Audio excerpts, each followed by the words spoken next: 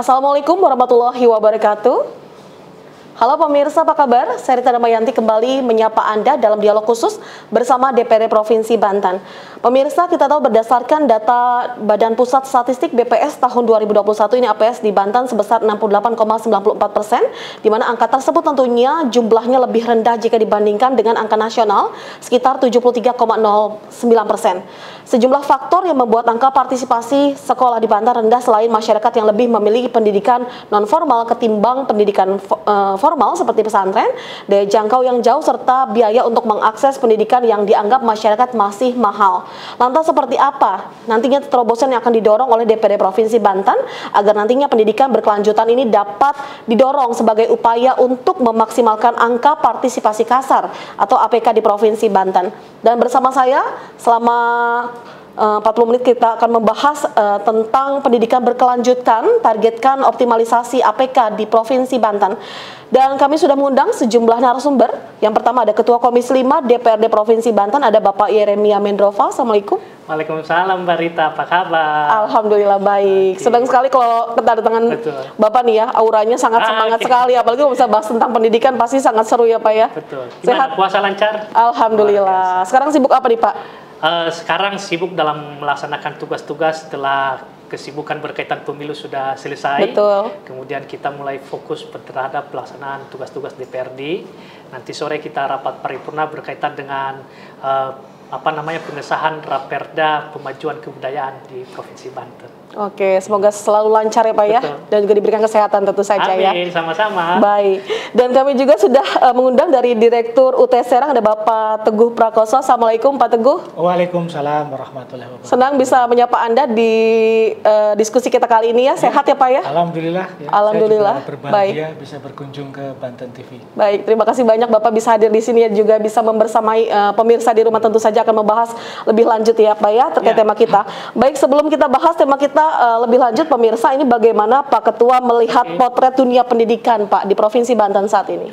Baik, 23 tahun sudah Provinsi Banten berdiri.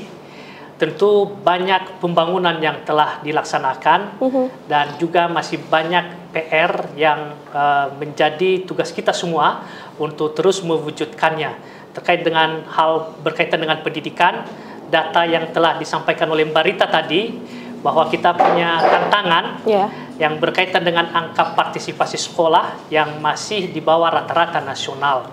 Sesungguhnya ada satu lagi, yaitu rata-rata usia lama sekolah di Provinsi Banten. Betul. Yang kalau rilis BPS itu kita masih berada di angka 9,02 tahun.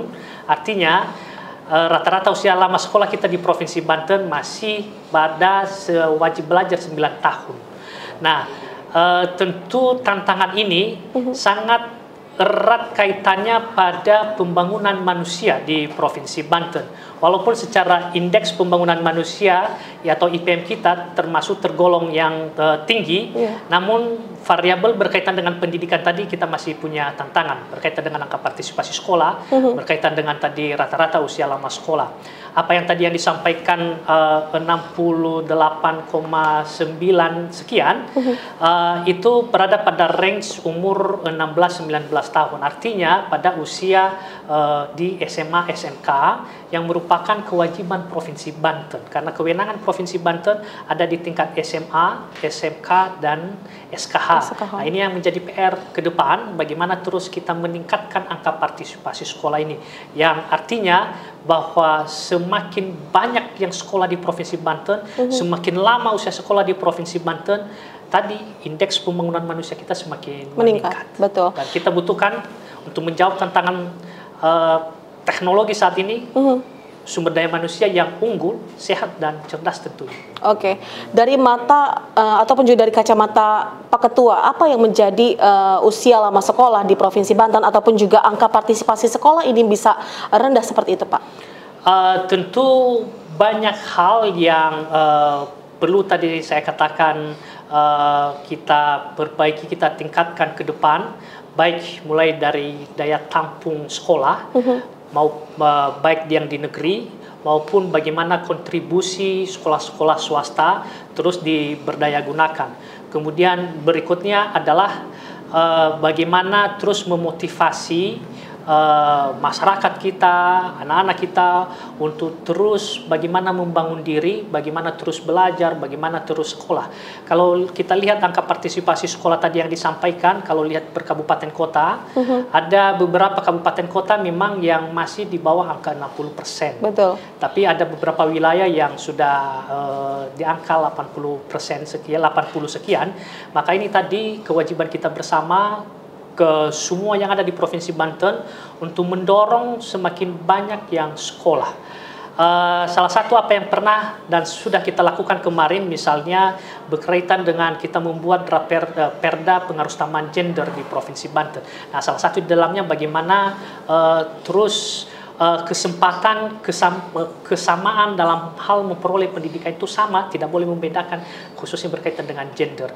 Artinya bahwa anak-anak perempuan, anak-anak laki-laki punya kesempatan yang sama dalam memperoleh pendidikan. Ini yang terus kita dorong ke depan dan kemarin kita sudah membuat perda terkait dengan itu. Oke, karena memang kita tahu mendapatkan pendidikan memang menjadi semua hak setiap orang ya, setiap warga negara Indonesia. Betul. Baik, saya beralih dulu Pak Ketua kepada Pak Teguh. Pak Teguh, sebelum kita berdiskusi lebih jauh, ini bagaimana Anda melihat gambaran angka partisipasi KASA di Provinsi Banten? Ya, terima kasih Mbak Rita. Kalau APK, artinya angka partisipasi KASA itu angka yang menunjukkan seberapa besar warga masyarakat Banten yang kuliah atau menempuh studi sarjana. Itu sebetulnya angkanya sudah baik. Sudah baik itu gambarannya adalah sekitar 33%. 33% itu setara dengan APK-nya Indonesia juga. Karena Republik Indonesia juga APK-nya sekitar angka itu. Artinya untuk kesadaran masyarakat Banten untuk berkuliah itu sebenarnya sudah sangat baik. Artinya tidak menunjukkan angka misalnya di bawah 30 itu tidak. Tapi dia sudah di atas 30. Hanya mungkin pemerataan simpul-simpulnya itu yang harus menjadi tanggung jawab saya selaku pimpinan UT Serang untuk menjembatani supaya tidak berkumpul di misalnya Tangerang Raya misalnya di situ, karena basisnya di situ yang paling banyak. Gitu ya. Sementara yang tempat-tempat yang selatan itu masih harus selalu kita dorong untuk kita lebih tingkatkan. Oleh karena itu dalam forum ini saya sangat berterima kasih bisa berduet dengan Pak Yeremia yang selaku termasuk pengambil kebijakan penting untuk Komisi 5 ya di DPRD Provinsi Banten. Jadi itu kalau APK di Provinsi Banten. Di angka 33% tadi ya? Iya. Dan untuk yang usia kuliah. Untuk usia kuliah, betul. Beliau tadi kan yang usia sekolah. Nah, usia kuliah ini UT sebagai salah satu perguruan tinggi negeri di Provinsi Banten, UT Serang, itu bisa menjembatani itu karena UT itu tidak terbebani dengan ruang kelas. Nah, betul. Sehingga berapapun jumlah warga masyarakat Provinsi Banten yang ingin kuliah, itu UT sanggup menampung. Tentu kita nanti berkolaborasi, bermitra dengan perguruan tinggi yang lain. Bareng-bareng kan, skop pasarnya beda-beda, cara pembelajarannya juga beda-beda. Jadi kelebihan kami salah satunya adalah fleksibilitas, karena kan UT tidak mengenal ruang kelas tadi saya sebut. UT juga tidak mengenal tahun ijazah. Siapapun dia asal punya ijazah S1, SLTA atau paket C atau muadalah itu boleh masuk menjadi mahasiswa UT sarjana. Termasuk tidak memandang usia juga ya Pak? Iya, ya mau masuk pas usia 48 boleh. Betul. Beberapa waktu yang lalu kami punya wisudawan umurnya 83 tahun. Baru lulus S1. Iya. Jadi banyak juga para mahasiswa yang basicnya sudah doktor, sudah malah S2, S3 tadi. Ada juga guru besar dari Bandung itu mengambil S1 ilmu hukum misalnya. Karena beliau merasa saya belum tahu tentang ilmu hukum, sedangkan basic pekerjaan saya bersentuhan dengan itu. Maka dia ngambil UT. Nah, itulah fleksibilitas. Apalagi mereka yang fresh graduate, kepingin tetap tinggal di Lebak, kepingin tetap tinggal di Pandeglang tanpa harus pergi meninggalkan orang tuanya, itu kan bisa kuliah di UT. Dan ini jadi salah satu solusi juga mungkin bagi masyarakat yang ingin menempuh pendidikan kelanjutan namun terkendala dengan akses jauh tadi ya Pak ya. Aksesibilitas. Jadi betul. Mbak Rita dan ingat, saya ingatkan ke pemirsa Banten TV, UT itu negeri. Milik negara. Jadi milik saya negara. Ya pegawai negeri sipil. Ini juga yang harus disiarkan terus menerus karena swasta apa negeri misalnya. Oleh karena itu kolaborasi hari ini adalah awal yang baik bagi kami langsung bersemuka dengan Pak Ketua Komisi 5. Lalu Pak Teguh, kita tahu salah satu alasan tingginya APS nih Pak di Provinsi Banten tadi seperti sempat saya singgung juga di awal, daya jangkau yang jauh. Seperti apa tanggapannya mengingat kita tahu ini saat ini universitas terbuka menjadi perguruan tinggi dengan akses pendidikan yang paling mudah dijangkau ya Pak ya dimanapun. Iya, ya memang kalau menjadi problematika di Indonesia sebetulnya tidak hanya Provinsi Banten itu adalah masalah akses sebetulnya. Artinya karena di UT sendiri akses itu menjadi tidak ada sehingga UT itu memiliki kelebihan dalam hal itu.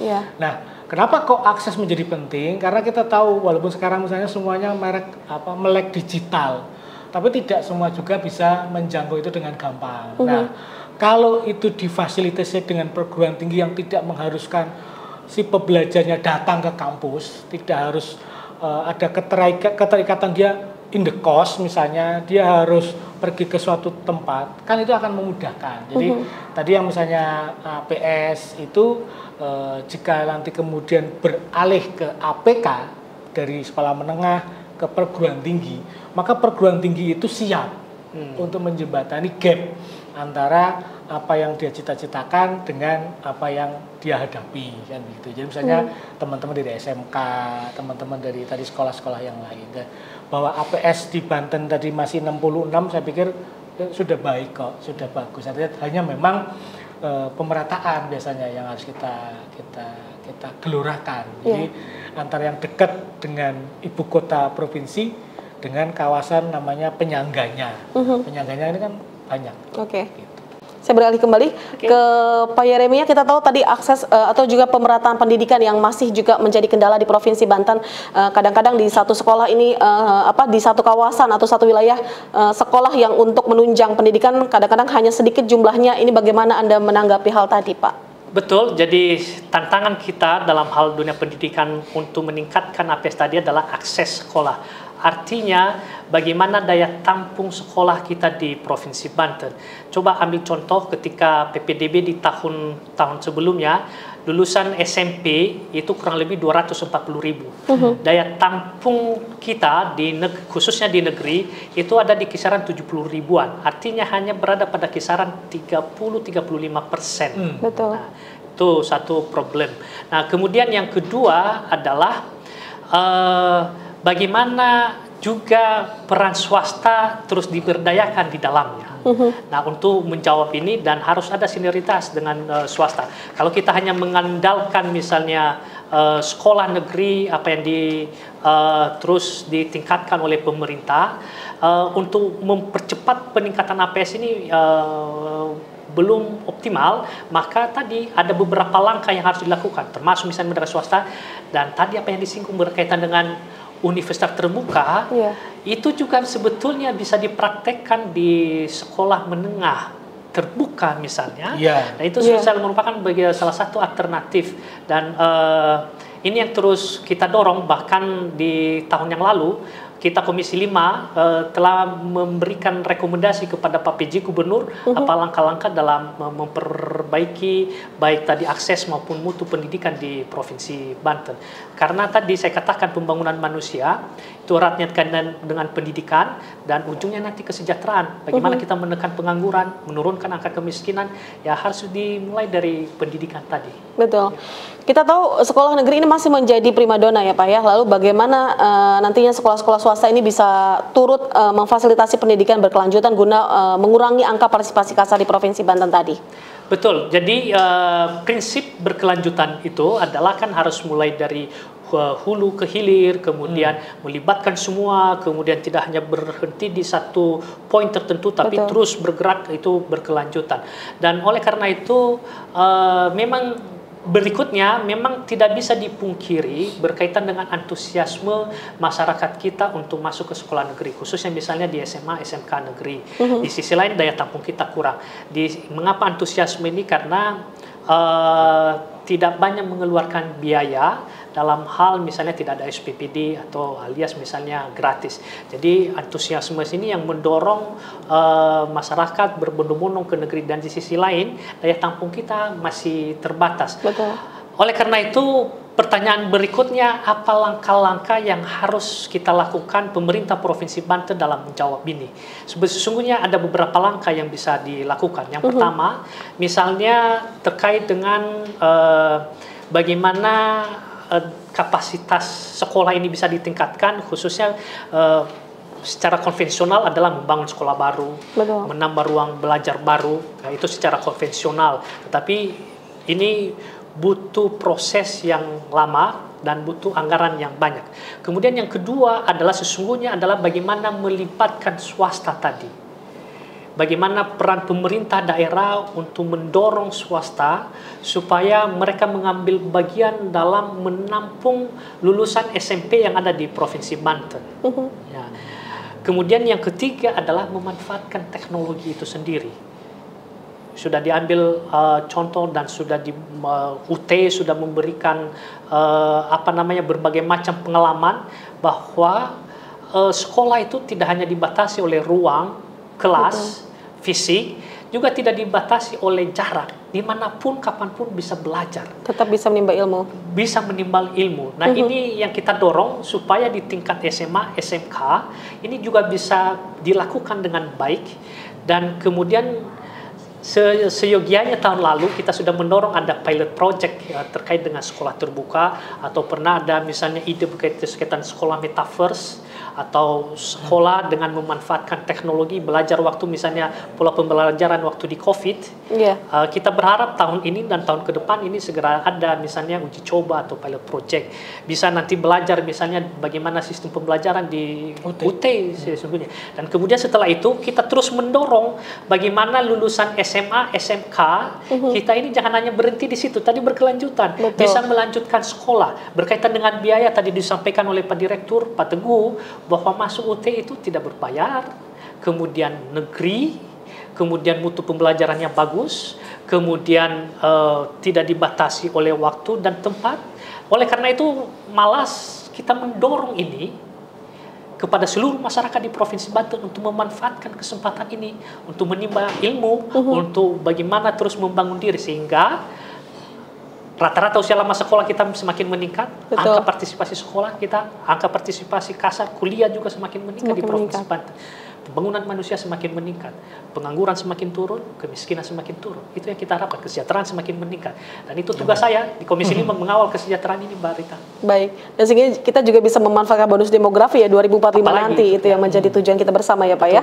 Baik, Pak Teguh, menurut Anda terobosan seperti apa nih yang seharusnya dilakukan oleh pemerintah untuk meningkatkan angka APS dan juga APK di Provinsi Banten? Apakah yang tadi sudah disampaikan oleh Pak Ketua untuk membangun sekolah terbuka, sekolah menengah terbuka ini juga bisa menjadi solusi, Pak? Iya, kalau yang tadi terkait dengan APS, Pak Yeremia sudah menjelaskan dengan sangat gamblang. Iya. Bahkan beliau mengutip rintisan misalnya SMA terbuka dan itu sudah sangat bagus. Artinya pas bahwa itu yang langkah yang dilakukan. Khusus untuk yang APK, angka partisipasi kasar, karena memang basic saya adalah di perguruan tinggi, maka satu-satunya jalan itu adalah memberikan pancingan bagaimana supaya para warga masyarakat paham bahwa ada loh yang teman-teman kuliah tapi tidak perlu meninggalkan rumah. Ada loh teman-teman yang kuliah tetap kita beraktivitas, bisa bekerja. Kan tutorial tatap muka atau tutorial online sebagai salah satu layanan bantuan belajar di UT itu tidak setiap hari diikuti. Betul. Sehingga ketika dia registrasi itu kemudian simple, habis itu perkuliahan, mereka akan mendapatkan yang namanya buku materi pokok. Bahasa gampangnya modul, Pak Ketua. Jadi ada modul belajar. Mereka yang kuat belajar, bacanya bagus, ingatannya bagus, pasti hasilnya bagus. Karena soal ujian UT tidak akan keluar dari buku yang diberikan. Oke. Dia nggak perlu pakai referensi A, B, C, D, enggak. Cukup dengan menggunakan modul tadi. Tantangannya seberapa kuat mahasiswa itu mempersiapkan diri untuk menjadi pembelajar yang mandiri. Mandiri, betul. Tanpa harus kalau bahasa Jawa namanya dioprak-oprak. Dioprak-oprak itu dibujuk-bujuk, dirayu-rayu supaya belajar.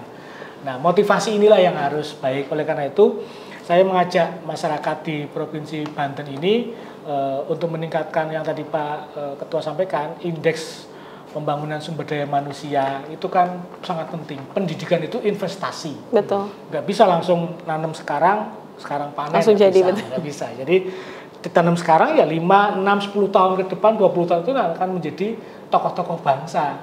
Oleh karena itu memanfaatkan waktu dengan belajar secara mandiri, terbuka jarak jauh misalnya melalui perguruan tinggi negeri seperti UT, yang menjadi tawaran bagi kami. Dan buat kami UT Serang itu kan UT Provinsi Banten, hanya tempatnya itu di kota Serang, makanya namanya UT Serang.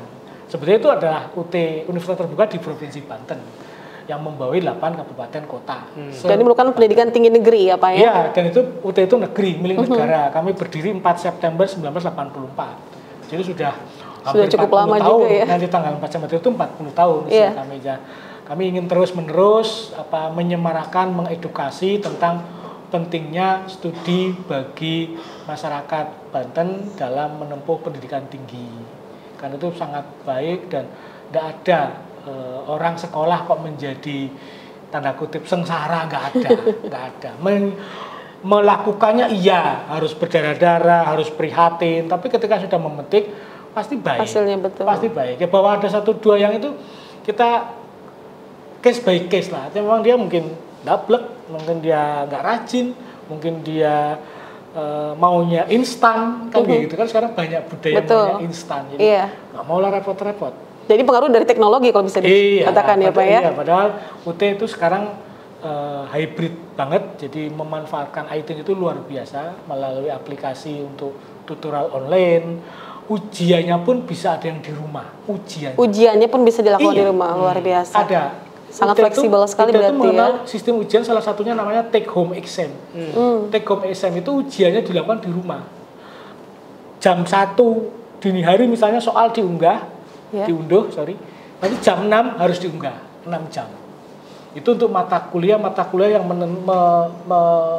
mewajibkan pemikiran komprehensif, Pak Ketua. Misalnya mata kuliah menulis, misalnya writing atau menulis, itu ujiannya take home exam di rumah. Ya. Bahkan mulai 2026 atau 2025 besok itu sudah fully proctoring namanya. Proctoring itu ujiannya di rumah, tidak ada yang ngawasi. Ya, tapi dengan fitur nanti ada pergerakan, ada apa, itu pasti kelihatan. Sangat mudah sekali ya Pak ya, luar biasa. Jadi bagaimana nantinya masyarakat harus bisa memanfaatkan tadi untuk bisa menempuh pendidikan berkelanjutan. Lalu Pak Teguh, kalau misalnya dukungan dari DPD Provinsi Banten sendiri sejauh ini seperti apa sih yang diberikan oleh kepada perguruan tinggi yang ada di Provinsi Banten? Salah satunya adalah UT sendiri. Ya, seingat saya teman-teman di DPRD itu sangat support, sangat memberikan ruang bagi kami untuk membantu pemerintah daerah Provinsi Banten dalam meningkatkan angka partisipasi kasar, dalam meningkatkan kesadaran warga untuk belajar. Beberapa kabupaten kota ada memberikan beasiswa kepada warga masyarakatnya untuk kuliah di UT, misalnya guru-guru PAUD, ada guru PGSD. Kan kalau guru PAUD kan memang kalau kita tahu mungkin penghasilannya tidak begitu banyak, mungkin walaupun baju seragamnya itu paling banyak kalau kata saya. Jadi Senin apa, Selasa apa gitu ya. Nah, itu ada bantuan studinya melalui UT. Itu di beberapa Pemda, misalnya Cilegon itu juga. Jadi kerjasama melalui beasiswa tadi. Iya, beasiswa. Ada berapa itu Pak untuk angkanya sendiri? Ya sekitar 200-an ada. Wow. Ada banyak. Dukungan itu ada, dan nanti kan ini adalah anjang sana pertama kami bertemu dengan Pak Yeremia. Ini adalah momen yang baik difasilitasi oleh Banten TV. Nanti habis ini kita beranjang sana ke tempat Pak Ketua Komisi supaya kita bisa merapatkan barisan. Karena itu adalah momen-momen siapa lagi kalau bukan kita yang bisa mengangkat produktivitas, intelektualitas, sumber daya yang ada di Provinsi Banten. Betul. Saya beralih kembali ke Pak Ketua terkait masih dengan dukungan tadi pendidikan berkelanjutan sebagai target optimalisasi dari angka partisipasi kasar.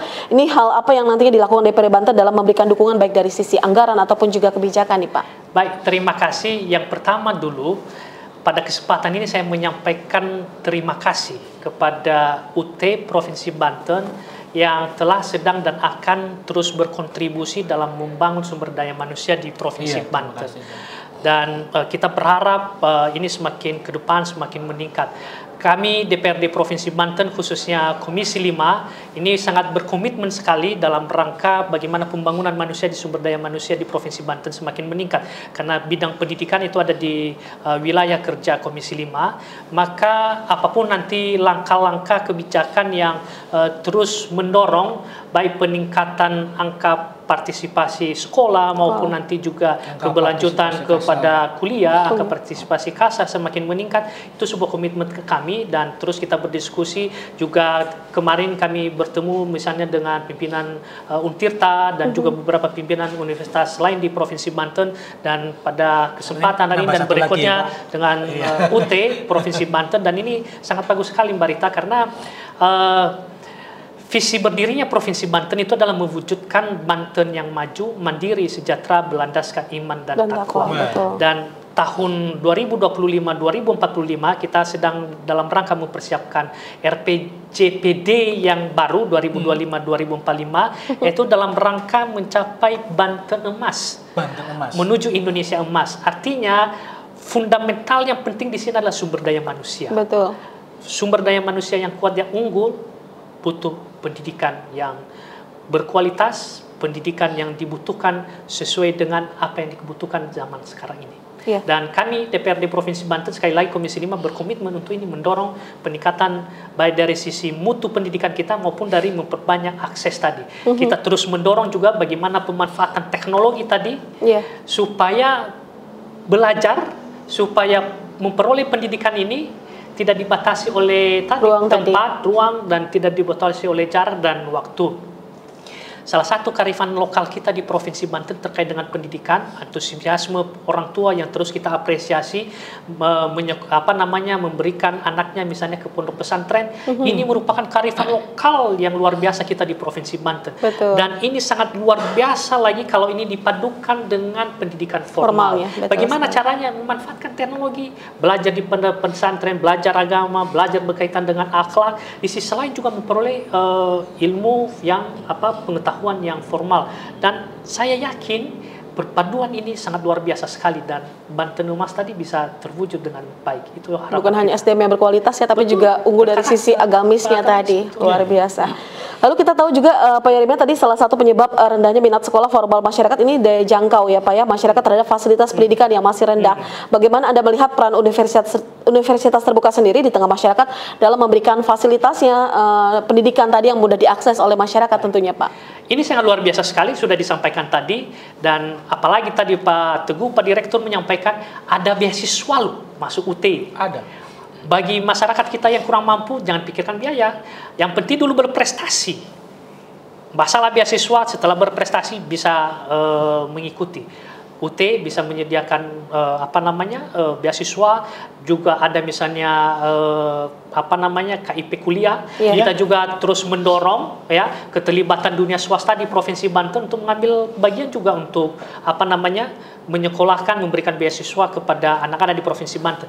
Kemarin melalui Basnas kita bertemu dengan Prof. Sibli, kita berdiskusi bagaimana juga potensi zakat kita di Provinsi Banten dalam mensejahterakan umat, dan mereka punya program satu keluarga itu satu sarjana, bisa dari keluarga miskin bisa disekolahkan. Artinya punya kemauan berprestasi, masalah biaya pasti mengikuti, ada jalan keluarnya. Betul. Itu yang kita harapkan. Sekali lagi terima kasih Pak Teguh, UT yang telah membuka kesempatan sebesar-besarnya untuk masyarakat di Provinsi Banten, dan kita berharap setelah ini banyak nanti yang mendaftar di UT dengan pola pembelajaran, kualitas pendidikan yang sangat bagus sekali. Iya, dengan segala kemudahannya tadi yang sudah difasilitasi oleh UT sendiri ya. Lalu Pak Dirut, tadi pembangunan kualitas dan pemerataan pendidikan tentunya membutuhkan dukungan ya Pak ya dari semua pihak. Lantas adakah strategi kolaboratif yang nantinya berkelanjutan yang dilakukan oleh perguruan tinggi dalam hal ini UT bersama DPRD Banten dalam upaya meningkatkan angka partisipasi kasar tadi? Ya, tentu kami akan merangkul semua organisasi kemasyarakatan yang ada. Kami akan menjalin silaturahim, termasuk kepada tokoh-tokoh agama. Tadi Pak Yerim sudah menjelaskan, misalnya sangat kuat orang tua untuk menyekolahkan anaknya misalnya di pesantren. Kami akan memberikan jaminan kepada pimpinan pondok pesantren sambil nyantri nanti setelah lulus SLTA atau aliyah sambil kuliah. Betul. Di pesantren itu dia nggak perlu kemana-mana. Betul. Ya, jadi oleh karena itu dalam waktu ke depan kami sudah bersilaturahmi dengan Ketua MUI Banten, kami sudah punya hubungan bagus dengan Ketua Perhimpunan Hotel dan Restoran Indonesia Provinsi Banten, Jadi nanti ketika ada mahasiswa yang harus magang misalnya, maganglah di PHRI misalnya, itu sudah kami siapkan. Kami sudah beranjang sana juga ke Pak Rektor Untirta, Kulo Nuwun, artinya kita bersama-sama Pak membangun Banten dengan jalur yang berbeda-beda. Caranya kan berbeda-beda. Kalau yang fresh, pingnya yang happy, ketemu teman-temannya, ya Untirta misalnya. Kalau yang tetap pingin di rumah, pingin tetap sambil nyantri di pesantren, jalurnya UT. Tidak perlu dia meninggalkan pesantren, dia tetap sambil ngaji tapi malamnya belajar misalnya. Lulus ya dapat gelar ustadz misalnya plus sarjana hukum misalnya. Iya. Kalau lebih bagus? Lebih bagus, lebih lengkap ya. Ya itu jalur yang kami berikan di UT. Dan para guru PAUD, guru TK, guru SD, siapapun dia yang belum berderajat sarjana misalnya, di UT itu juga ada yang namanya RPL. RPL itu rekognisi pembelajaran lampau. Bahasa dulu itu namanya alih kredit. Jadi kalau mereka sudah punya basic pendidikan D2 misalnya, atau pengalaman kerja sebagai ahli, maka kuliah di UT tidak harus mengikuti selama 5 tahun misalnya. Dia hanya ikut 4 semester saja. Karena itu kan program yang mudah. Iya, betul. Jadi misalnya dia seorang ahli punya sertifikatnya, punya banyak portofolionya, masuk di UT, dia jalurnya RPL misalnya, gitu. Jadi harapan kami sih optimis, ini pertemuan yang sangat baik, dan saya sekali lagi saya berterima kasih pada Banten TV, karena kita tidak janjian ya Pak. Betul. Tapi ini bertemu di sini live, dan saya datang kepada orang yang tepat. Siap. Luar biasa. Semoga nanti bisa selalu berkolaborasi juga, bersinergi juga ya. Baik, terkait kita berbicara tentang pendidikan, Pak Yeremia, kita tahu masih banyak menyisakan banyak masalah ya Pak Yeremia. Pembangunan pendidikan selain keterbatasan dari fasilitas pendidikan yang belum merata baik dari sisi kuantitas ataupun juga kualitas, bagaimana nantinya DPRD melihat pemenuhan pembangunan pendidikan di Banten saat ini? Betul. Di awal tahun ini kita beberapa meresmikan penggunaan sekolah baru di Provinsi Banten yang nanti negeri. Kemudian juga ada beberapa ruang kelas baru yang terus dibangun dalam rangka menambah kapasitas tadi. 2024-2025 tentu terus kita meningkatkan kapasitas ini secara konvensional. Kami Komisi 5 juga terus mendorong tadi bagaimana pemerintah Provinsi Banten mendayagunakan bekerjasama dengan sekolah-sekolah swasta supaya bagaimana sekolah swasta di Provinsi Banten semakin berkembang dengan baik. Kemudian kami juga terus mendorong bagaimana pemanfaatan teknologi dalam rangka meningkatkan akses pendidikan di Provinsi Banten, khususnya tadi misalnya di daerah selatan yang jauh ya, kemudian bagaimana bisa mereka sekolah, peroleh sekolah formal misalnya, karena tadi membangun gedung sekolah, memperbanyak ruang kelas, itu kan membutuhkan waktu, proses. Sedangkan di sisi lain kita harus mempercepat ini. Dan oleh karena itu kami mendorong supaya pemanfaatan teknologi yang apalagi UT sudah berpengalaman dalam hal itu.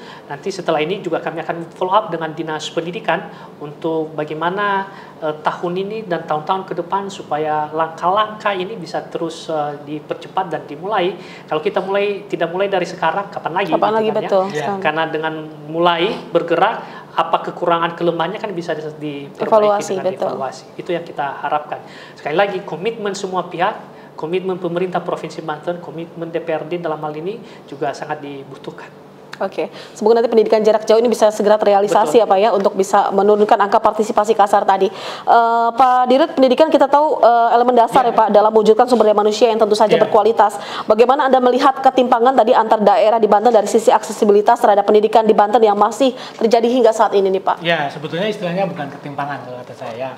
Pemerataannya saja yang tidak pas gitu ya. Karena yang daerah selatan ya memang ada dominasinya masih pertanian, perkebunan misalnya. Sedangkan kalau yang Tangerang Raya kan sudah industri, tentu berbeda. Cara pandang masyarakat terhadap pendidikan pasti berbeda. Karena kalau yang sudah ada sudah ada campur tangan industri, tentu kan melihatnya oh ya nanti bisa di sana kalau lulus. Gitu. Sedangkan kalau sebatas pertanian masih nelayan ya, yang dilihat hanya itu saja.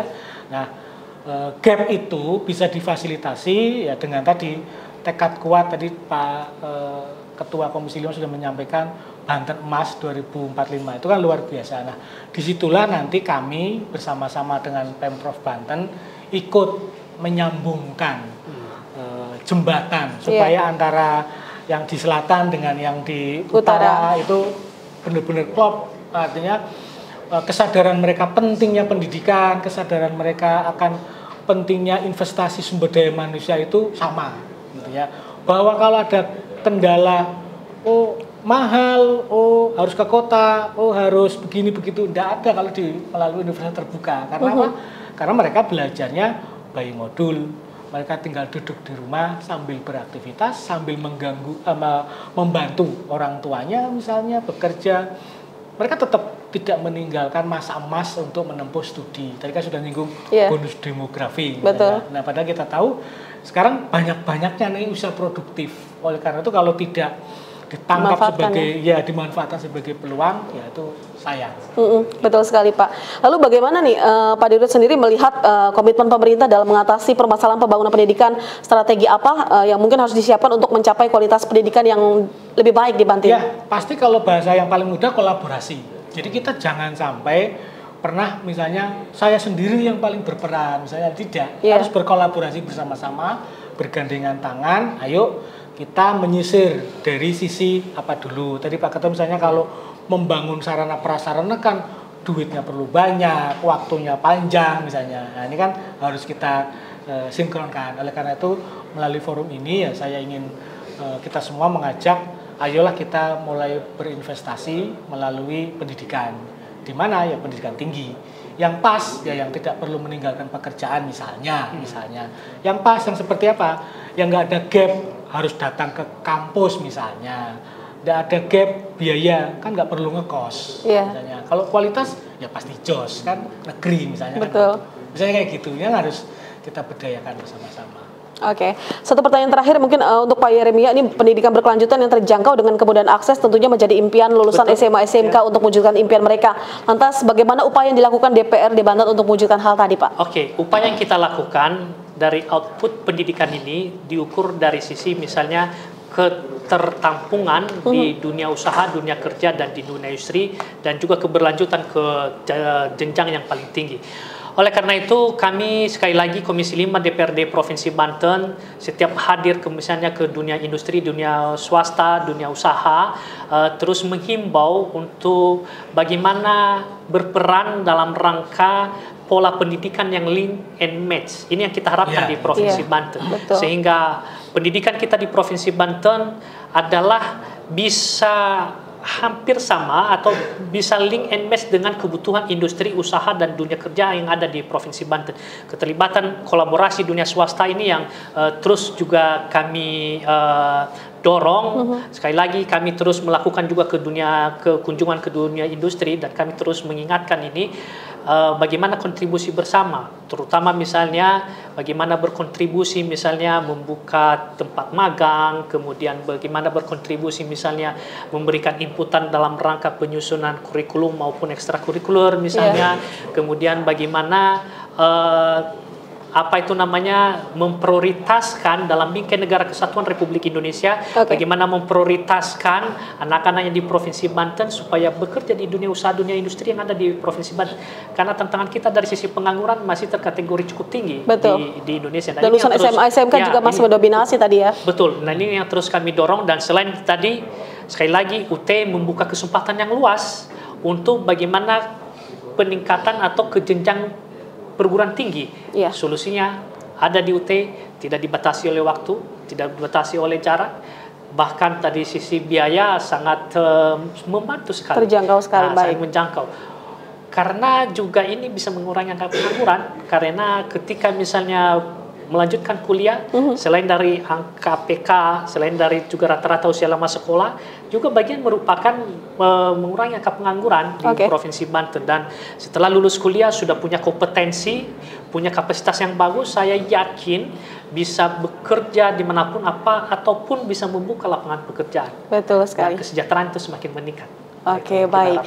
Tidak terasa sudah sekian lama kita berbincang ya, berdiskusi, namun setelah kita berdiskusi sejak lama ini. Untuk memberikan closing statement Anda, silakan Pak Teguh, apa yang disampaikan kepada pemirsa di rumah ataupun juga masyarakat di luar sana. Baik, pemirsa Banten TV dimanapun berada, kami Universitas Terbuka Provinsi Banten yang berada di Kota Serang mengajak, ayolah kita bersama-sama meningkatkan kapasitas diri untuk menempuh pendidikan tinggi, berkualitas, tanpa batas, fleksibilitas, tidak perlu ngekos, tidak berarti ongkos, tapi kualitas tetap jos. Oke, luar biasa. Silakan. Baik, bagi pemirsa Banten TV khususnya kepada anak-anak muda, kepada yang usia sekolah, kepada seluruh khalayak pemirsa, kita terus menghimbau dan kita terus menyarankan bahwa membangun Banten bisa kita mulai dari diri sendiri. Mulai daripada kita belajar, kita sekolah, kita kuliah, itu sudah artinya membangun Banten. Ayo terus membangun diri untuk Banten emas, menuju Indonesia emas. Terus semangat, ada UT jawabannya. Oke, luar biasa sekali. Terima kasih banyak atas waktunya Pak Direktur. Jadi terima kasih banyak Pak Ketua. Dan pemirsa, terima kasih atas kebersamaan Anda dalam diskusi kita dalam dialog khusus kali ini, dan saksikan kami kembali dalam episode lainnya. Akhir kata, saya Tirmayanti undur pamit. Wassalamualaikum warahmatullahi wabarakatuh. Waalaikumsalam.